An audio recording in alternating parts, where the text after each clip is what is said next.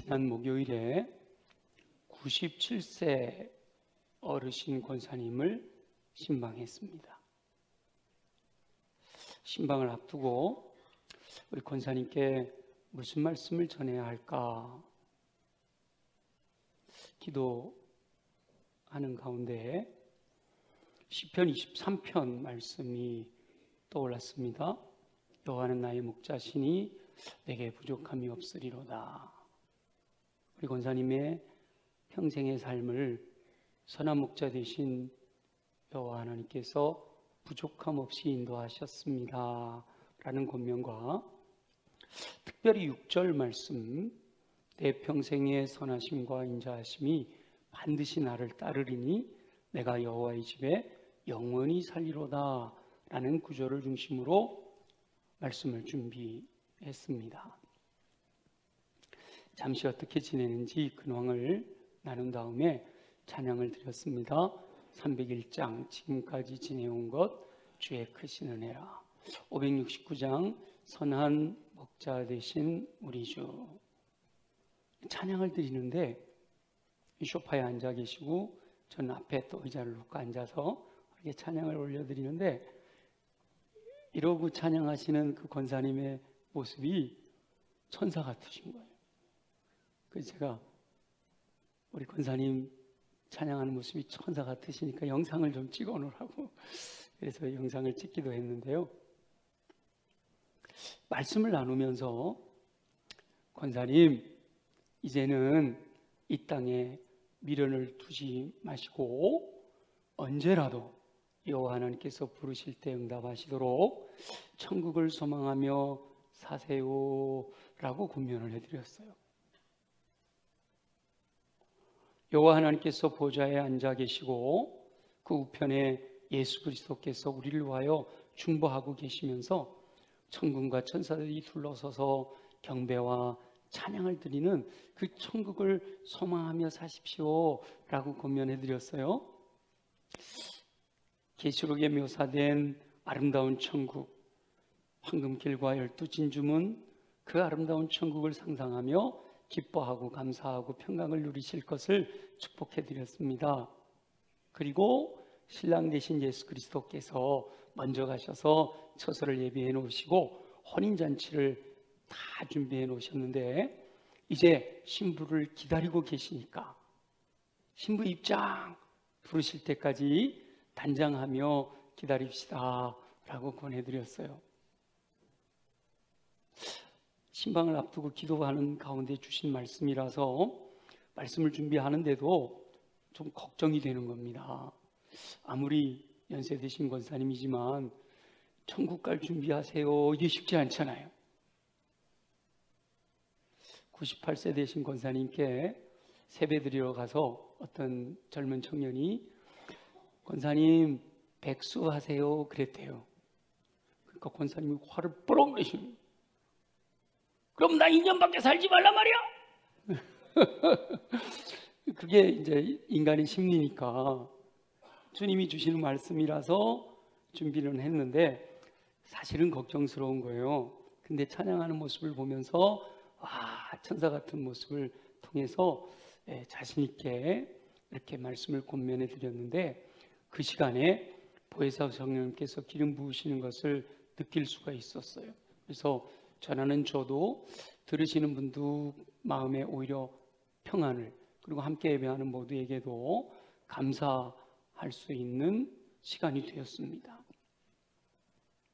그래서 권사님이 저를 위해서 기도해 주셔서 너무 감사해요. 그 권사님 늘 기도하실 때마다 목사님, 우리 교회 담임 목사님 5대 양육 6대주를 다니면서 선한 영향을 끼치게 해주세요 기도하시거든요. 제가 권사님 기도로 제가 지난번에 미국 갔다 왔어요 그랬어요. 그러니까 권사님이 알고 있어요 그러시더라고요.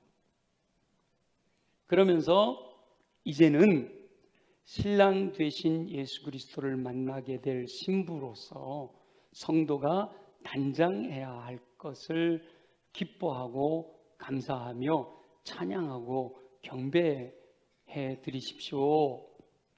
이제는 더 이 땅에 있는 거 심지어는 교회를 위해서도, 자녀들을 위해서도, 담임 목사를 위해서도 기도하는 것보다 이제는 신랑 되신 예수 그리스도를 만나게 될 그날을 생각하면서 기뻐하고 감사하고 찬양하고 경배하십시오. 특별히 다른 모든 것보다도 뭐 이런 소리 저런 소리 들려오고 여러 가지 힘들고 어려울 때 이렇게 감사합니다, 감사합니다, 주님 찬양합니다.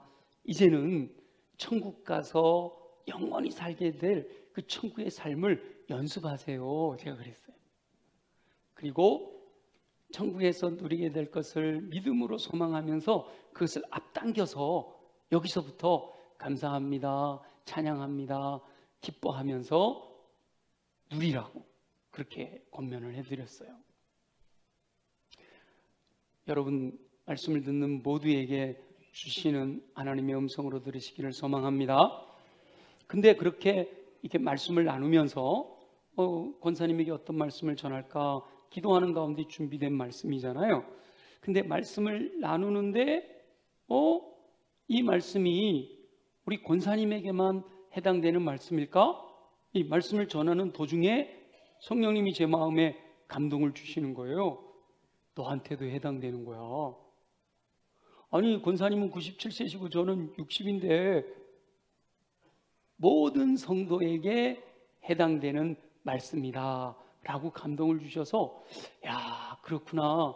아, 나를 위해서 신랑 되신 예수님이 지금 모든 잔치를 준비해 놓고 제가 신부가 돼서 딱 문 앞에 서 있는 거예요. 이제 신부 입장하면 걸어 들어가기만 하면 되는 거예요. 딴딴따다. 신랑님은 신부 된다니까 이상해요? 남자가 그런다니까. 우리는 영적으로 신랑 되신 예수 그리스도를 기다리는 신부인 줄로 믿습니다. 그래서 이제는 신랑 되신 예수 그리스도를 만나기 위해 내게 주어진 시간, 언제가 될지 모르죠. 오는 거는 차례가 있지만 가는 건 차례가 없잖아요. 언제나 주님 부르시면 갈 수 있도록, 기쁨으로 갈 수 있도록 내게 주어진 이 시간에 정결한 신부로 더욱 아름답게 단장하는 삶을 살아야 되겠다라고 예배를 드리면서 제 마음에도 성령님이 말씀해 주시는 거예요. 그래서 그렇구나, 더 아름답게 신부로 단장하는 삶을 살아야지 다짐하는 계기가 되었습니다. 그런 은혜를 경험하고 또 이번 주일날 어떤 말씀을 우리 성도들과 나눌까 기도하는 가운데 우리 2주간 연속해서 재림하시는 예수 그리스도, 재림을 기다리는 성도로서의 자세를 대해서 함께 나누었잖아요. 그런데 그 말씀을 위해 기도하는 가운데 또 하나의 이미지가 떠올랐어요. 연관돼서 스포츠나 예술 그리고 기술을 비롯한 모든 분야에서 국가대표가 되어 외국에서 국위를 선양하는 분들이 있습니다. 그 세계적인 대회에 나가 좋은 성적을 거두면 온 국민이 기뻐하잖아요.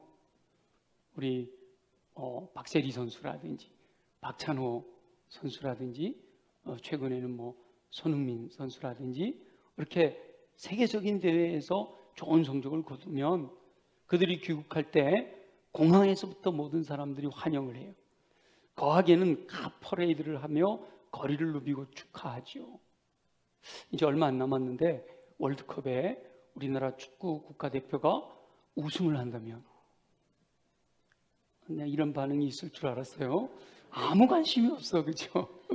여러분, 우리나라 국가대표 축구 선수들이 우승할 가능성 0%라고 생각들 하시잖아요. 근데 그게 이루어진다면 얼마나 놀라운 일이에요. 기적이잖아요. 근데 국가대표가 월드컵에서 우승을 했어요. 그들이 들어와요. 그럼 여러분 가만히 있으시겠어요? 대부분 많은 사람들이 환영할 거예요.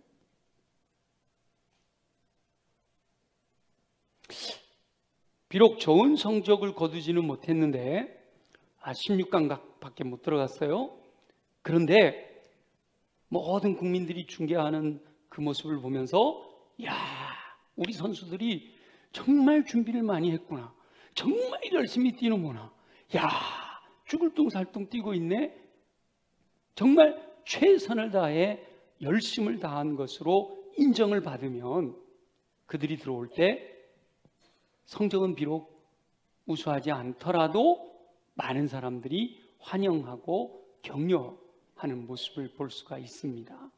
그런데 대회 성적이 좋지 않을 뿐만 아니라 그 대회에 임하여 행한 일들이 최선을 다한 것으로 인정받지 못하면 공항에 들어올 때 아무도 환영하지를 않아요. 최근 뉴스에 어느 종목이라고 말씀을 안 드릴게요.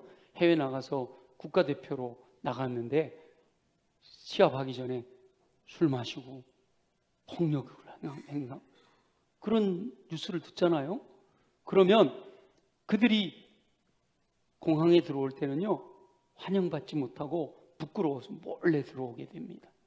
심지어는 많은 사람들이 몰려왔는데 그 사람들이 환영 인파가 아니라 야유를 하고 소리를 지르면서 그들을 책망하죠. 얼마나 부끄러운 모습으로 공항을 들어오는지 몰라요. 국가를 대표해 나간 대회에서 좋은 성적을 거두면 그보다 좋은 것이 없을 것이지만 적어도 자신에게 주어진 역할에 최선을 다하며 모두에게 인정받게 된다라는 사실을 알 수가 있죠. 마찬가지입니다. 사람은 누구나 결국은 여호와 하나님 앞에 서게 되어 있습니다. 어느 누구도 한 명도 예외 없이 하나님 앞에 서게 되어 있어요. 그때 환영받고 칭찬을 들을 것인지 혹은 책망을 듣고 부끄러움을 당할 것인지는 지금 어떻게 행하느냐에 달려 있습니다. 지금 내가 어떻게 할 것인가에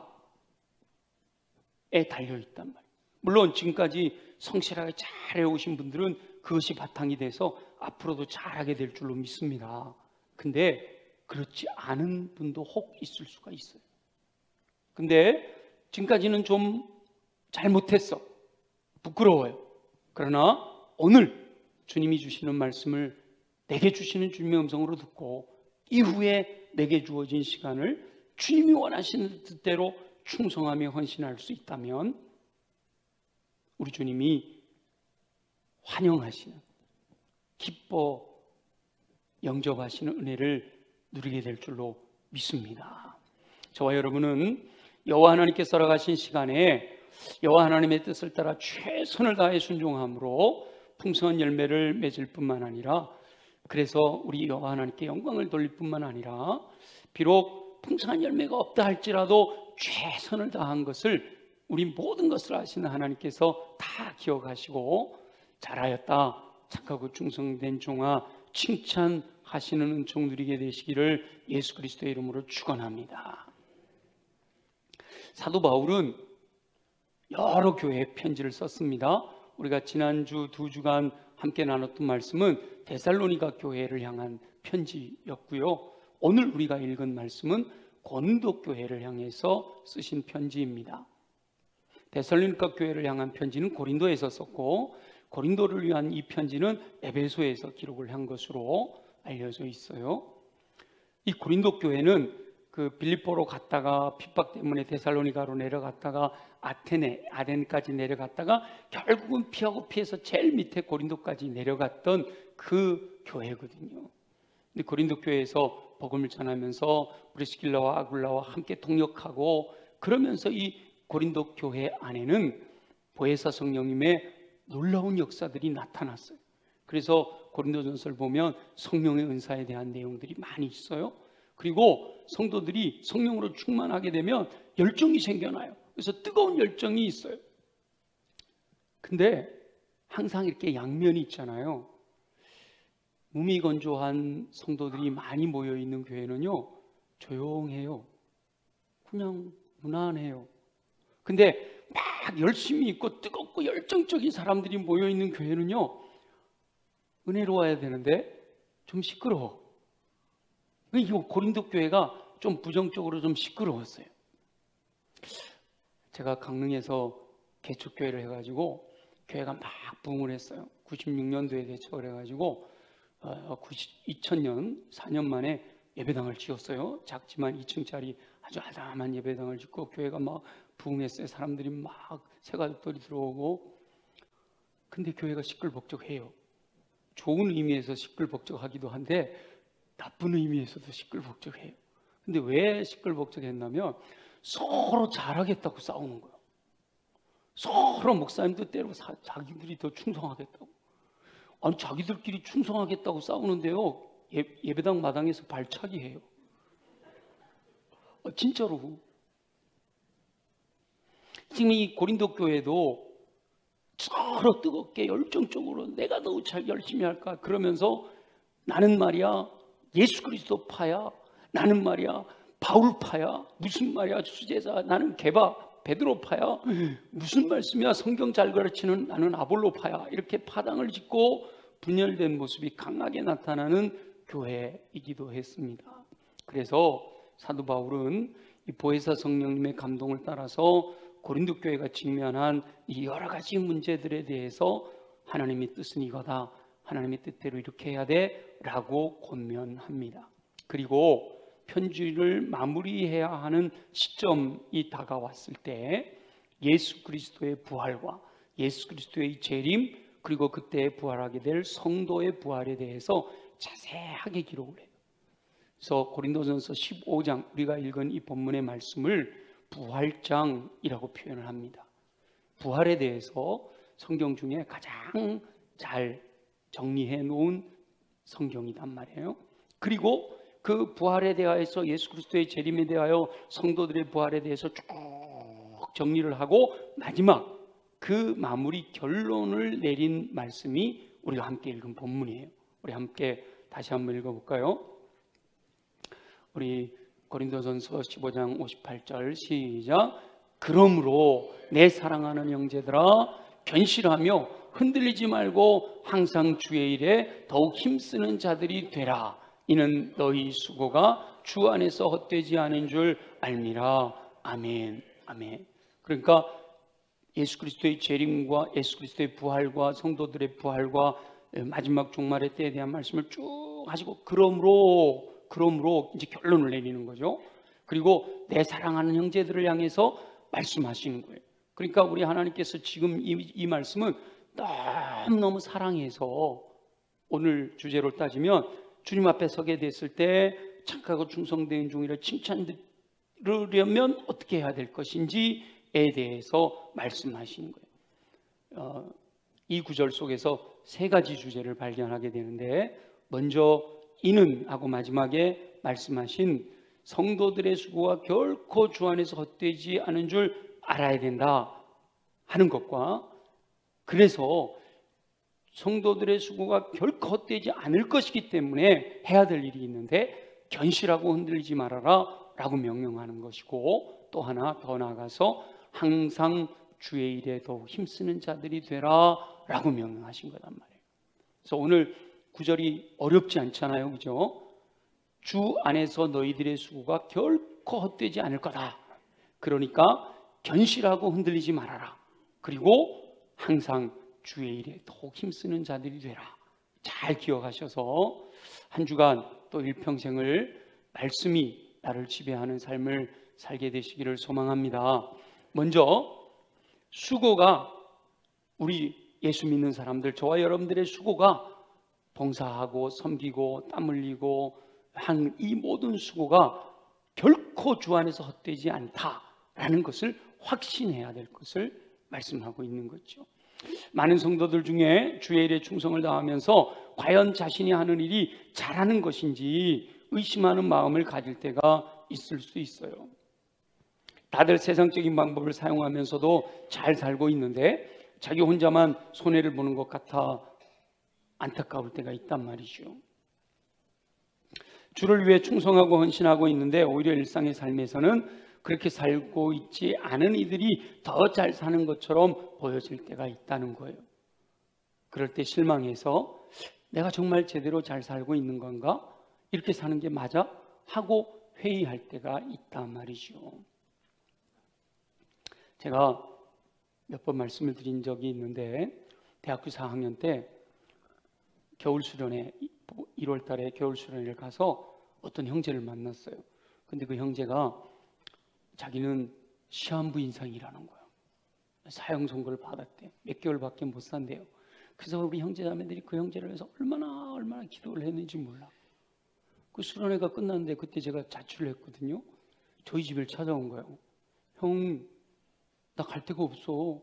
형 집에서 좀 자게 해줘. 뭐라고요? 시한부 인생이라는데 어떻게 거절을 해요? 그래서 와라. 그래서 제 집에서 같이 지냈어요. 근데 이 친구가 저는 학교 가면 라면 끓여 먹고 설거지도 안 해놓고, 제가 아끼는 구두 막 꺾어 신고, 제가 아끼는 외투 허락도 안 받고 입고 나가고 막 너무 속이 상한 거예요. 그래가지고 하나님 죄송해요. 형제를 사랑하라 그랬는데 사랑하지 못해서 너무너무 죄송해요. 정말 사랑해야 돼요. 시한부 인생인데 사랑해야 되는데 너무너무 사랑해야 되는데 이게 막 속에서 화가 나는 거예요. 막. 그래서 하나님 앞에 하나님 그래도 사랑하게 해주세요. 예수님이 십자가에 죄인을 위해 죽으셨는데 저는 사랑하기 원해요. 못 사랑하는 거 용서해 주세요. 나중에 알고 보니까 사기꾼이요. 그때 얼마나 마음이 힘들었는가 하면, 야, 정말 그 말을 믿고 나는 내가 사랑하지 못함에 대해서 그렇게 눈물로 기도하고 그러면서 더 사랑하게 해달라고. 근데 알고 보니까 거짓말이었고 사기꾼이었던. 그래서 어떤 마음이 쫙 들어오는가 하면, 대학교 4학년 때니까 이제 신학대학원을 가려고 준비하고 또 대학부에서 회장도 하고 또 중앙대학교 기도학생 막 열심히 헌신하고 충성하고 막 그럴 때거든요. 내가 이렇게 열심히 헌신하고 충성했는데 천국이 없으면 어떡하지? 내가 지금 믿고 있는 이게 모두게 다 거짓말이면 어떡하지? 여러분 그런 마음 한 번도 들어본 적 없어요? 그 생각이 들어서 너무 힘든 거예요. 많은 분들이 내가 이렇게 열심히 수고하고 충성하고 헌신하는데 아니면 어떡하지? 이런 것 때문에 마음이 힘들 수가 있단 말이에요. 근데 저는 어떻게 이겼는가 하면, 감사하게도 대학교 4학년 때 철학과를 다녔잖아요. 논문을 쓰라고, 소논문이지만 논문을 쓰라고 교수님이 숙제를 줬어요. 근데 논문을 유신론적 실존주의 철학자인 케르케고르를 썼어요. 근데 케르케고르가 결국은 정말 하나님 기뻐하시는 실존은 사람들 보는 거 아니다, 상황 보는 거 아니다, 환경 보지 마라, 오직 여호와 하나님만 바라봐라. 그래서 하나님 앞에 선 단독자로 벌거벗은 모습으로 신실하게 살아가면 된다. 거기서 제가 힘을 얻었어요. 그렇구나. 하나님만 바라보고 누가 거짓말을 하든지 어떤지 누가 뭐라 그러든지 신경 쓰지 말고 주님만 바라보자. 이렇게 믿음으로 이겨내서 이제 신학대학원을 가게 되고 오늘까지 왔는데요. 우리의 인생이 어떻게 보면 세상적인 관점에서는 성공하지 못한 인생으로 보여질 수도 있어요.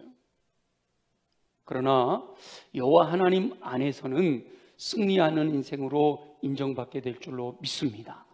여호와 하나님이 살아계시기 때문에 그 하나님께서 말씀하신 말씀을 따라 순종할 때 우리 하나님이 인정해 주시면 된다라는 거죠. 그러니까 보혜사 성령님의 감동을 따라 사도 바울은 데살로니가 교회 성도들을 향해서도 뭐라고 말씀하셨어요? 선을 행하다가 낙심하지 마라. 주를 위해 충성하고 헌신하고 주의 뜻을 따라 살아가는 선을 행하다가 낙심하지 마라 권면하잖아요. 갈라디아 교회에 보낸 편지에 보면 6장 9절에는 이렇게 되어 있어요. 우리가 선을 행하되 낙심하지 말지니 포기하지 아니하면 때가 이름에 거두리라. 이렇게 말씀하세요. 자 보세요. 갈라디아 교회에 보낸 편지나 데살로니가 교회에 보낸 편지나 오늘 이 고린도 교회에 보낸 편지나 성령님은 동일하신 분이시잖아요. 그래서 뭐라고 말씀하세요? 너희 수고가 헛되지 않은 줄 알미라. 아멘입니다. 여호와 하나님께서는 지금도 살아계시 역사하시는 줄 믿습니다. 그 하나님께서 독생자도 아끼지 않고 저와 여러분을 위해 내어주셨어요. 예수 그리스도께서 죄인을 위하여 십자가에서 보혈 흘려 희생하셨단 말이죠. 그 여호와 하나님께서 말씀대로 순종하며 충성하고 헌신하는 성도들을 결코 실망시키지 않으시겠다고 약속하신 줄로 믿습니다. 그렇기 때문에 주의 뜻을 따라 수고하고 헌신하고 충성하고 선을 행하면서 낙심할 필요가 없어요. 우리 하나님께서 인정해 주시기 때문이에요. 그것을 머리로만 아는 것으로는 정말 그 다음 주님이 요구하시는 삶을 살아가기가 어려워요. 감정적으로만 알아서도 안 돼요. 아주 의지적으로, 체험적으로, 확실하게, 전인격적으로 내 인생을 올인할 수 있을 정도로 너희 수고가 주 안에서 헛되지 않은 줄 확신해야 된다라고 말씀하고 있는 거예요.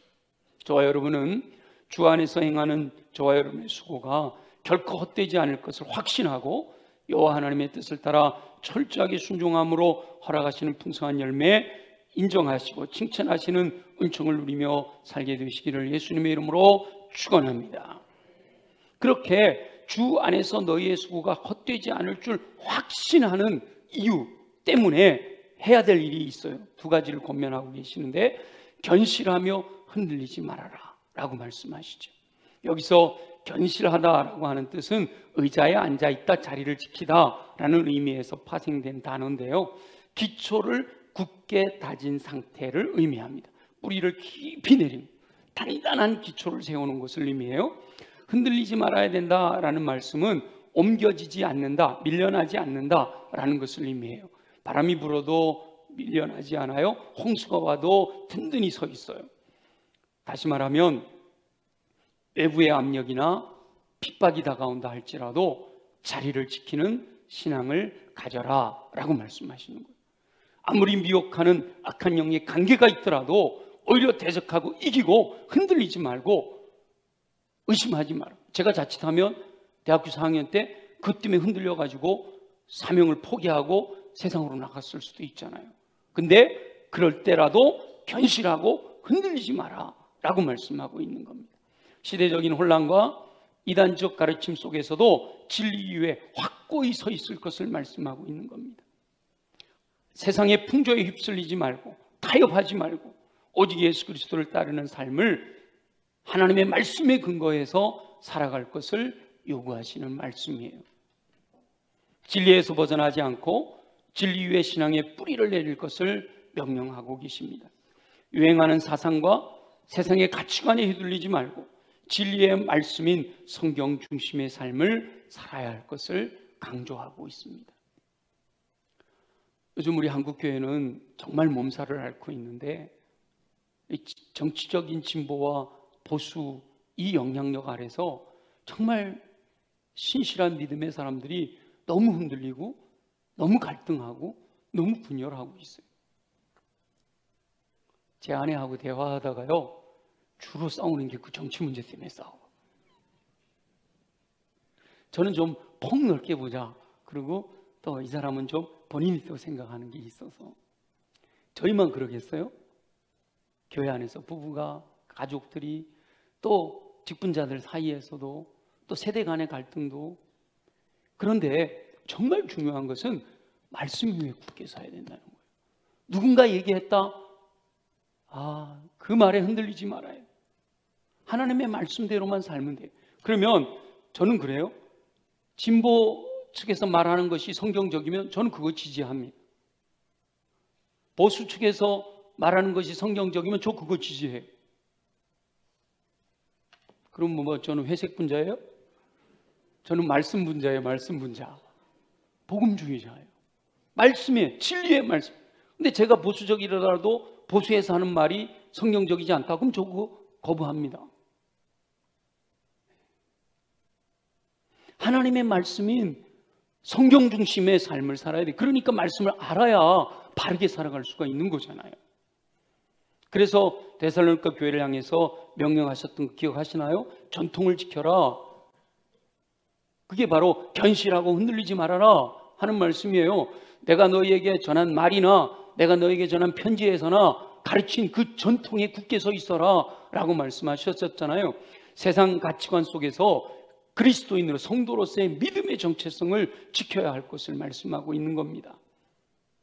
세상이 끊임없이 세상적인 가치관을 강조하더라도 성도는 진리의 말씀을 확신하는 그 반석 위에 든든히 서 있어야 될 것을 의미하고 있는 거예요. 어떤 상황에서도 성도로서의 정체성을 유지해야 하는 겁니다. 쉽지는 않아요. 우리도 다 세상에 어떤 이해관계에 얽혀있기 때문에 쉽지는 않아요. 그래도 그러려고 노력해야 된단 말이죠. 성도들 중에는 자신의 삶을 돌아보며 내가 이 정도 헌신했으면 뭔가 열매가 보여야 할 텐데 자신의 삶에서 전혀 열매가 나타나지 않는 것 때문에 흔들릴 수가 있어요. 사단이 우리를 흔들어 놓는 것은 얼마나 많은 방법을 갖고 흔들어 놓는지 몰라요. 그렇지만 여호와 하나님께서는 그와 같은 여러 가지 실망스러운 상황으로 인해서 믿음이 흔들리지 말아야 된다라고 말씀하고 있는 거예요. 진리 위에 뿌리를 내리고 견고하게 든든히 서 있어야 된다라고 말씀하시는 거죠. 연초부터 열심히 목표를 갖고 꿈을 갖고 기도하며 수고하고 헌신했는데 벌써 여름 지나 하반기로 접어들었는데 전혀 변화가 없어. 뭔가 이루어진 게 없는 것처럼 보여지면 성장하고 발전해야 될 텐데 나는 퇴보하고 있는 것처럼 느껴지는 그런 상황에 직면할 수도 있어요. 그러면 실망하게 되고 낙심하게 되는 거죠. 그러나 그것은 절대로 여호와 하나님께서 기뻐하시는 것이 아니에요. 여호와 하나님은 선을 행하되 낙심하지 마라, 실망하지 마라 라고 말씀하시잖아요. 우리로 하여금 실망하고 좌절하고 절망하게 하는 것은 악한 영의 관계인 줄로 믿습니다. 전능하신 여호와 하나님을 신뢰하고 보혈 흘려주셔 구원해 주신 그 예수 그리스도를 믿는 믿음에서 절대로 흔들려서는 안 된다는 거예요. 무엇보다도 부활과 재림의 신앙 위에 든든히 서 있어야 한다면 너희 수고가 결코 헛되지 않을 거다. 주님 앞에 섰을 때 반드시 열매 맺게 될 거다. 칭찬 듣게 될 거다. 이 부활과 재림의 신앙을 바로 붙들고 있으면 어떤 상황에서도 실망하지 않을 수가 있는 거죠. 말씀의 진리 위에 굳게 서야 하고 다른 경우에 흔들리지 말아야 되는 겁니다. 여호와 하나님의 말씀을 신뢰하지 못하게 하는 것은 악한 영의 관계라는 사실을 잊지 마시고 진리의 말씀 위에 뿌리를 깊게 내림으로 견실하여 흔들리지 않는 저와 여러분이 되시기를 예수 그리스도의 이름으로 축원합니다. 그리고 두 번째 말씀하신 게 뭐예요? 항상 주의 일에 더욱 힘쓰는 자들이 되라라는 거예요. 우리 서로 옆에 있는 분하고 약속하면서 인사합시다. 항상 주의 일에 더욱 힘씁시다. 항상 주의 일에 더욱 힘씁시다. 항상 주의 일에 더욱 힘씁시다. 아멘. 어렵지 않잖아요. 우리의 수고가 결코 헛되지 않은 줄 안다. 그러니까 견실하고 흔들리지 마라. 더 나아가서 항상 주의 일에 더욱 힘쓰는 자들이 되라. 오늘 나눌 핵심적인 말씀이에요. 제가 제목을 이 구절에서 뽑았잖아요. 재림의 신앙을 가진 성도는 여호와 하나님 앞에 서게 될 것을 알기 때문에 현재 자신의 삶의 영역에서 항상 주의 일에 더욱 힘쓰는 자가 된다라는 거죠. 여기서 항상이라는 의미는 일시적이지 않아야 한다라는 겁니다. 주의 일에 힘쓰는 것이 지속적이고 일관적이어야 한다는 거예요. 어떤 분이 회장을 맡았어. 근데 너무 힘들어. 아유, 빨리 회장 내려놨으면 좋겠다. 빨리 시간에 가갖고 회장 안 하면 이제 괜찮은데. 그러면 안 된다는 거예요. 회장이거나 회장이 아니거나 팀장이거나 팀장이 아니거나 뭐예요? 항상 이게 중요한 거예요. 항상. 그리고 이 항상이라는 의미에는 일상의 삶이 포함이 되는 거예요. 교회 와서는 주의 일에 힘쓰는 자가 되는데 집에 가서는 안 된다. 아니에요. 교회에서는 주의 일에 힘쓰는데 직장 가서는 내 마음대로 한다. 아니라는 거예요. 일상의 삶에서 항상 주의 일을 잊지 않고 순종해야 된다라고 말씀하시는 거고요. 더 나아가서 주의 일을 하는 것이 일상의 삶에서 규칙적이고 반복적으로 나타나는 습관으로 형성되어야 한다라는 것을 의미하는 겁니다. 저절로 몸에 배어서 모든 시간, 모든 상황에서 주의 일에 힘쓰는 자가 되어야 된다라는 거예요. 아멘이지요? 항상입니다. 항상. 그리고 주의 일이란 단순한 교회 봉사만 의미하는 게 아니에요. 주의 일이라고 해서 교회 와서 예배당에 주차, 식당 봉사, 교회 안에서 일어나는 일만이 주의 일이 아니라 여호와 하나님의 뜻과 연관된 모든 행위가 다 주의 일이 되는 거예요. 가정에서도 직장에서도 사회 모든 영역에서 여호와 하나님의 뜻을 따라 순종하며 사는 모든 삶이 바로 주의 일이 되는 거예요. 로마서를 기록한 사도 바울은 뭐라 그랬어요? 삶의 모든 영역에서 거룩한 산제물로서의 영적인 예배를 드리는 삶, 그게 바로 주의 일이 되는 거죠. 여호와 하나님께서 맡겨주신 사명 전체를 의미하는 거예요. 여호와 하나님께서 성도들에게 달란트를 따라 사명을 맡겨주셨단 말이죠. 제가 97세 된 권사님에게 기뻐하시고 감사하시고 찬양하시라고 그랬어요. 그럼 그분은 주의 일을 안 하는 거예요? 97세 된 어르신이 교회 와서 주차 봉사하고 식당 봉사하는 거 아니잖아요, 그렇죠? 기뻐하고 감사하는 그것 자체가 주의 일이란 말이에요. 너희는 항상 기뻐하라, 쉬지 말고 기도하라, 범사에 감사하라, 말씀하신 말씀 따라 순종하는 삶이 바로 주의 일을 하는 거예요. 여호와 하나님께서 맡겨주신 모든 일이 다 주의 일인 겁니다. 그래서 주의 일에는 크고 작은 구별이 없어요. 목사가 하는 일은 큰 일이고 저기 평신도가 하는 일은 작은 일이 아니에요. 어떤 일이든지 주님의 영광을 위해서 살아가는 것은 주의 일이에요. 좋은 것과 나쁜 것에 비교나 구별이 없어요.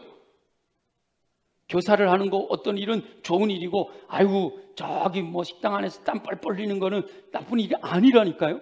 하나님께서 맡겨주신 것은 모두가 다 주의 일이에요. 먹든지 마시든지 무엇을 하든지 하나님의 영광을 위하여 한다면 그것은 다 주님이 기뻐하시는 일이란 말이죠. 사람들 앞에 나서는 것만이 아니라 숨은 곳에서 행하는 일들도요, 전부 우리 하나님이 기뻐하시는 일을 하는 거라면 주의 일이에요. 제가 어느 날 아내하고 제가 이제 팔달산이 있어서 얼마나 감사한지 몰라요. 그래서 저녁 식사를 하고, 아니다 월요일이었나? 이렇게 좀 낮이에요. 그래서 아내하고 팔달산을 좀 한 바퀴 산책하고 오자 하고 이제 딱 단장을 하고 가는데, 이렇게 요 노스목 거기 카페에 이렇게 돌아가는데 어떤 분이 오토바이 타고 턱 내리는데 우리 교회 나오는 분이에요. 등록은 안 하셨어요. 머리 하얗게 세신 할아버지예요. 딱 그래서 헬멧을 딱 벗으시는데 우리 교회 나오는 분이에요.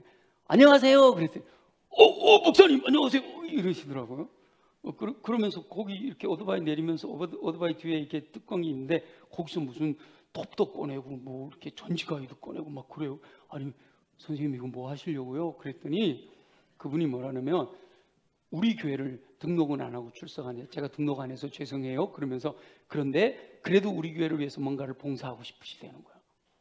그래서 뭘 할까 보니까 그 도로에 그 개나리 나무들이 이렇게 내려와서 도로에 막 이렇게 덮어져 있어요. 이분이 그걸 잘고 계신 거예요. 교회에 들어오는 길이 깨끗해야 된다는 거예요. 그걸 하고 계신 거예요. 저한테 안 들켰으면 저도 모를 뻔했잖아요. 이거 들켜서 죄송하네요 이러더라고 오히려. 근데 하루에 못 하셔가지고 한 3일에 걸쳐서 그걸 다 깎아서 지금 가보세요. 쫙 깎아 놓으셨어요. 이렇게 숨은 곳에서 하는 거라도 주님이 기뻐하시는 일을 하는 거, 그게 주의 일인 줄로 믿습니다.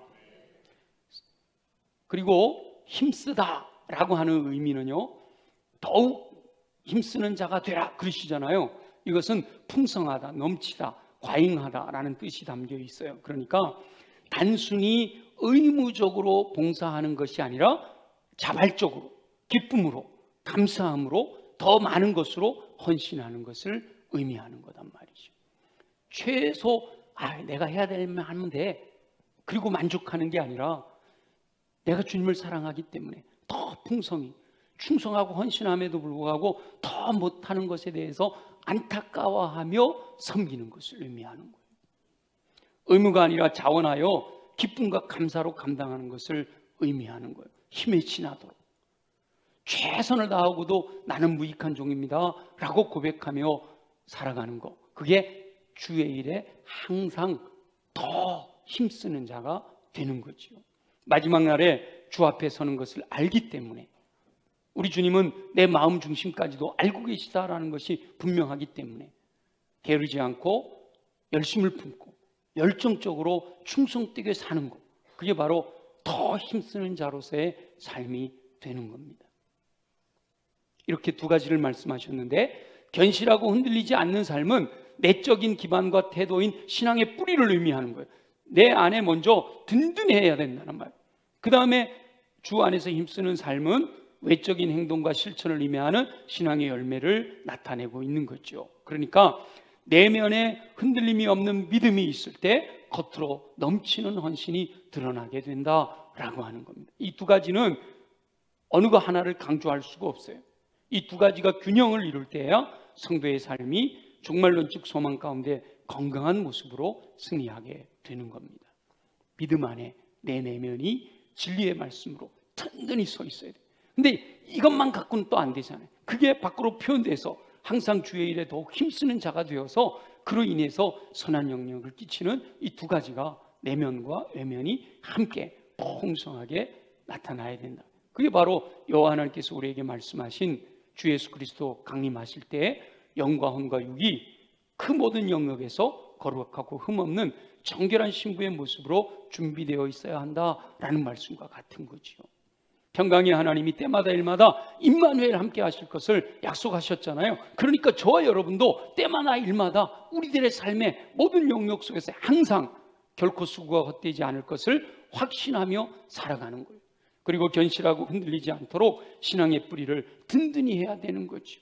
더 나아가서 일상의 삶에서 습관으로 몸에 배어서 주의 일을 하는 것이, 항상 주의 일을 하는 것이 아주 삶에 배어나서 여호와 하나님께서 맡기신 사명들을 기쁨과 감사와 자원하는 마음으로 힘에 지나도록 더 헌신적으로 감당하는 삶을 살아야 한다라고 말씀하십니다.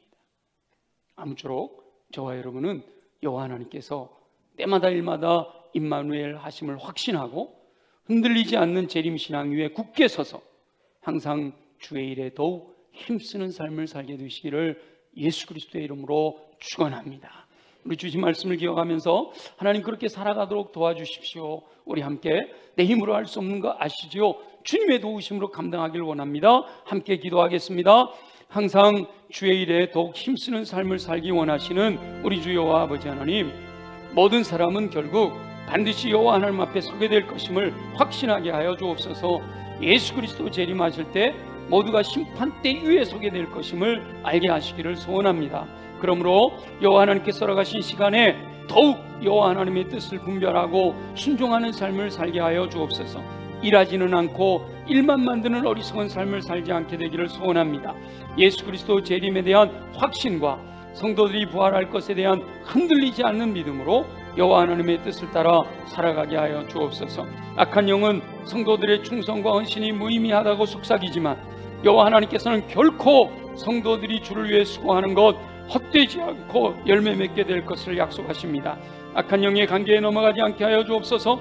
오직 여호와 하나님의 말씀을 신뢰하는 믿음을 허락해 주시기를 소원합니다. 진리의 말씀 위에 견실하고 흔들리지 않는 믿음으로 뿌리 내리게 하여 주옵소서. 무엇보다 항상 주의 일에 더욱 힘쓰는 자가 되기를 소망합니다. 여호와 하나님께서 허락하신 시간을 헛되이 보내지 않게 하여 주옵소서. 주의 일에 힘쓰는 삶이 일상의 삶에서 몸에 밴 습관으로 형성되어지게 하여 주옵소서. 여호와 하나님께서 기뻐하시는 일을 위해 힘에 지나도록 기쁨과 감사로 충성하고 헌신하게 하셔서 승리하는 삶을 살도록 역사하여 주시옵소서. 허락하실 주님을 기대합니다. 감사합니다. 영광을 받아 주시옵소서. 주의 말씀을 기억하고 말씀대로 살아가기를 소망합니다. 그러나 주님, 육신이 연약하면 감당지 못할 때가 있음을 고백합니다. 우리 연약한 부위에 손을 얹고 믿음으로 함께 기도합니다. 나사렛 예수 이름으로 명하노니 모든 육체의 질병은 뿌리째 뽑혀 떠나갈지어다. 그리하여 독수리 날개친 같은 셈을 공급받아 주님의 뜻, 주의 일을 위해서 충성하고 헌신하며 더 힘쓰는 삶을 살아갈 수 있도록 은혜 베풀어 주시옵소서. 가슴에 손을 얹고 기도합니다. 육체는 강해서 힘이 넘쳐나는데 마음이 무너져 활력을 잃을 때가 있습니다. 어둠의 권세 악한 영은 어찌하든지 우리의 마음을 실망하고 낙심하게 만들려고 호시탐탐 기회를 노리고 있는데, 이 시간 예수 그리스도의 이름으로 명하노니 어둠의 권세 악한 영의 세력은 묶임을 받고 떠나갈지어다. 악한 영이 내 안에 심어놓아 내 마음을 무너지게 하는 모든 더러운 것들은 예수 보혈의 능력으로 명하노니 정결하게 깨끗하게 새롭게 될지어다. 그리하여 우리 모두는 옥토로 준비된 마음에 임하시는 말씀을 아멘으로 믿고 순종하여 인내함으로 30배, 60배 100배 풍성한 열매 거두어 주의 영광 나타낼 수 있도록 축복하여 주옵소서.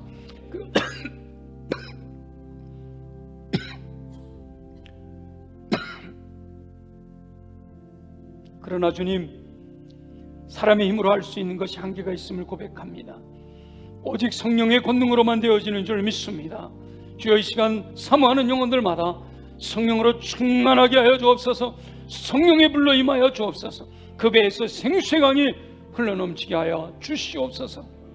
그래야 성령 충만하여 성령의 이끄심을 따라 열매와 은사를 통해 주님이 이루실, 주님이 맡기신 사명에 더 힘써 충성하고 헌신하는 삶을 살아가도록 은혜 내려 주시옵소서.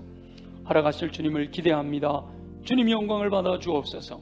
예수님의 이름으로 축복하며 기도합니다. 아멘. 우리 다 함께 일어나셔서 마라나타, 지금 3주째 부르고 있는데요, 가사의 내용을 깊이 기도하는 마음으로 묵상하면서 찬양 드립니다.